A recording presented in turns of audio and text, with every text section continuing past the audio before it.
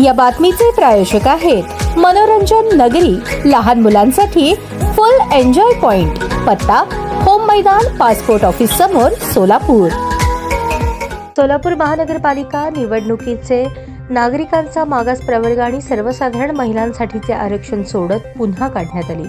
राज्य निवडणूक आयोगाच्या आदेशाने सोलापूर महानगरपालिकेसह इतर काही महापालिकांची आरक्षण सोडत पुन्हा काढण्यात आली. महापालिका आयुक्त डॉक्टर सचिन ओंबासे यांच्या उपस्थितीत ही सोडत पार पडली. यापूर्वी प्रभाग 24 मध्ये ओबीसी सर्वसाधारण आरक्षण पडले होते, त्या जागेवर आता ओबीसी महिलेसाठी थेट आरक्षण पडले. यामुळे भाजपचे माजी शहराध्यक्ष नरेंद्र काळे यांना धक्का बसला.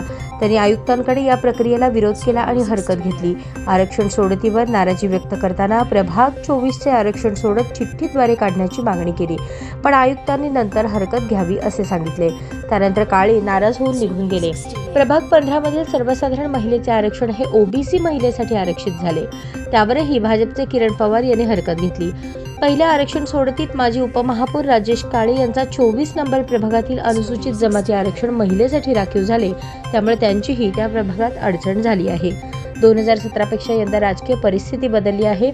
दोन्ही देशमुख आमदार एकत्र असून त्यांच्या समर्थकांना वातावरण चांगले आहे. त्यामध्ये नरेंद्र काळे यांचा समावेश होतो. पण सध्या भाजपमध्ये राजकीय कुरघोड्या वाढल्या असल्याने भविष्यात आणि कार्यकर्त्यांना तिकीट वाटपावेळी अडचण होणार असल्याचे चिन्ह दिसू लागले आहे.